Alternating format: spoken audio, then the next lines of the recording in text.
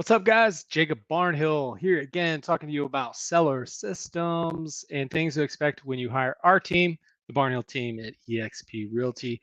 So, today I want to go over the steps. Obviously, we're not going to have enough time to go over all the steps. Today's actually going to be really short, but I want to go over the main steps that we have in the selling process. So, let's dive right into this. A lot of people want to know and just have an overview. And one of our jobs when we come out for the consultation, when we're first getting introduced, is to kind of go over this stuff and tailor parts that will be specific to your needs.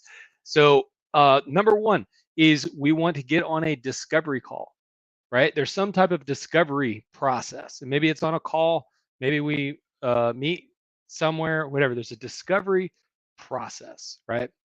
Then what we like to do next is doing a consultation, right? After the discovery process, we get a little bit of information. So when we do come out to the house, we're not showing up with information that's in error, right?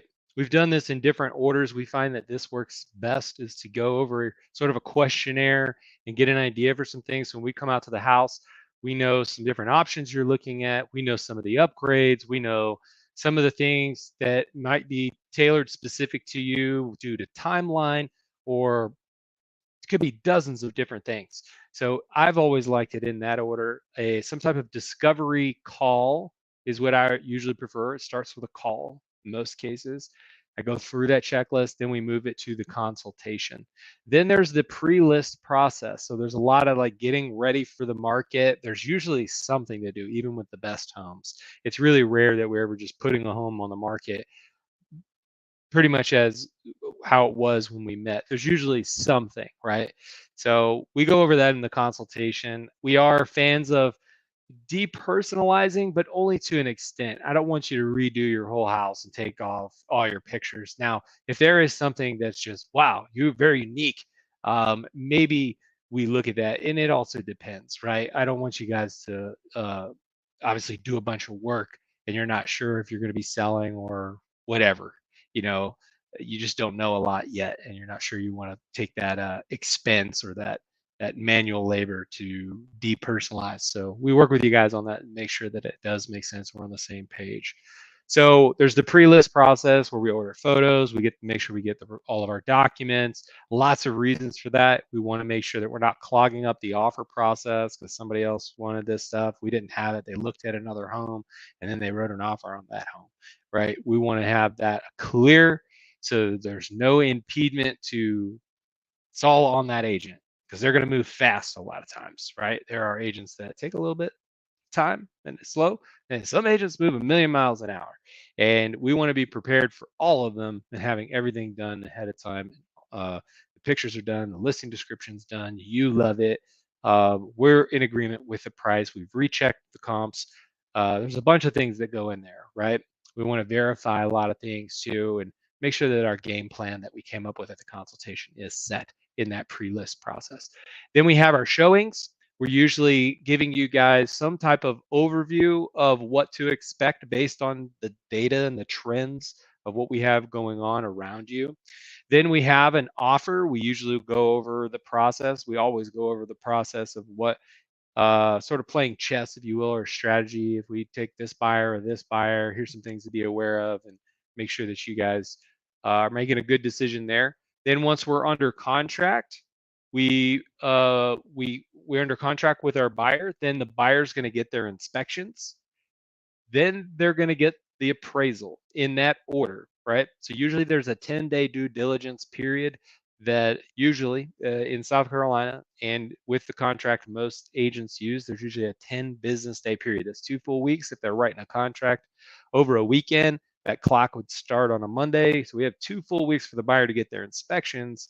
And that's usually one of their back doors to get out of the contract. And there's earnest money that's involved, which is their money that they're putting up saying they are going to do what they say they're going to do in the contract. And that's one of those back doors that they can get out of the contract if they don't like something in inspections. Then the other two are, if they can't get financing or if it doesn't appraise, we can't agree on the difference of if it appraised low or something like that. So those are kind of the 3 main ones. So they go through their inspections, then usually the appraisal process happens after the inspections. And then there's this lull at the end where maybe we're getting some repairs done at the buyer's request. Maybe none of that stuff is part of our process. And then we're waiting on the clear to close, which is a great day. That means that the lender and the attorney have all talked to each other. They agree on the numbers. They have everything they need. We just need to lock in that time if we don't already have it for when everybody's going to come to closing, and we get that clear to close. That's when we want to review the numbers before we go to closing. On that clear to close, you're going to usually see a closing disclosure at least 24 hours before closing.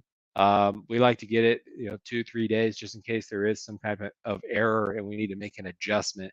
So we don't like surprises at closing. We want to make sure that net to you as a seller, the proceeds, what you are profiting or making on the sale of your home, that number from that reviewed closing disclosure that you reviewed before you went to closing, that number is the same number when you go to the closing table and you sign the house away and the funds get transferred, you bring in the keys, and usually sellers are advised to leave the utilities on 24 hours after. So if they are buyers moving in right away, they have a baby, they want to give the baby a bath, people want to take showers.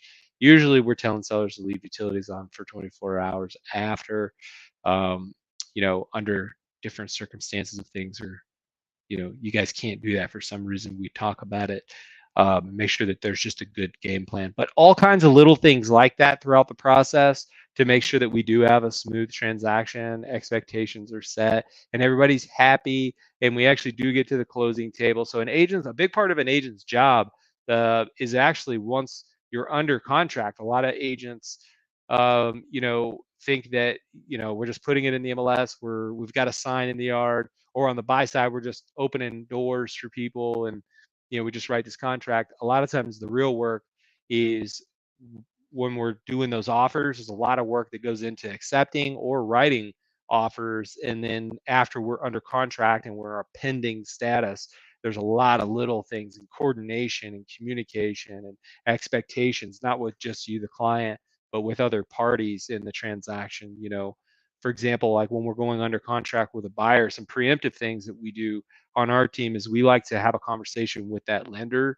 And of course, if we haven't had the agent call us asking any questions yet, and we're going to be taking their offer, sometimes we do get offers, and nobody's really called to get any other specifics or nuances, or make sure that offer lands well to the listing side. We still like to have a conversation with all parties before we get in to to that relationship with them, just to see, are we heading off any issues, make sure we're being accountable to them, we know what they are, when nobody's missing anything as best as we can, and we're always trying to get better at those kind of little things so we can be as preemptive as possible to make sure when we are making a decision on a buyer, right, we're representing you as the listing client, that we're getting involved with the best offer that's going to get us to the closing table. So we identify those things up front with questions like that, and all throughout the process, bring all that stuff back to you guys so that you can make those decisions for yourself. We can put it into layman's terms. You guys can, simply make decisions. It is, I will say this, a good idea. I know people still won't and don't normally do it. And I'll admit I don't. But as an agent, I have to recommend it is a good idea to read the documents.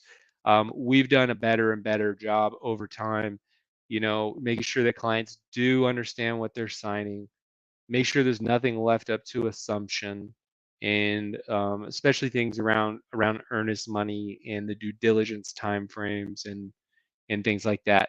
So if things don't work out, who gets the earnest money? And sometimes those are bridges that you cross when you get there. It just depends. Not every transaction goes perfect, as much as we'd love them to, and there's 1,000 different things that can happen. So there's always a new lender, there's always a new buyer, there's always a new seller, there's always another new agent involved with that whole quagmire in that process too, a new attorney, a new inspector. So it's not all of the same people every single time that are working in the transaction. So it leaves a lot of things that could be undone or not thought it out So that's why we just try to ask good questions and make sure everybody's thinking. And the only thing we can own is that process, right? So that's the overview of the selling side of the process, just to give you guys a little picture of what to expect when you guys do meet an agent, go over the beginning parts, and actually getting on the market for sale and handing over keys and collecting proceeds. That's always a fun day. So today we talked about the seller process. We're going to keep going over seller systems. I'll get to some buy stuff. Don't worry. I know a lot of people are waiting on those interest rates to come down, and waiting on more inventory to come to the market, right? So we'll talk about some of that stuff too. If anybody likes this stuff at all and you want to subscribe, I would love it if you did. That'll help our YouTube ratings. Comment in the box if you feel inclined to do so. And you guys know how to reach us if you need us. We'll see you guys on the next video. Peace out.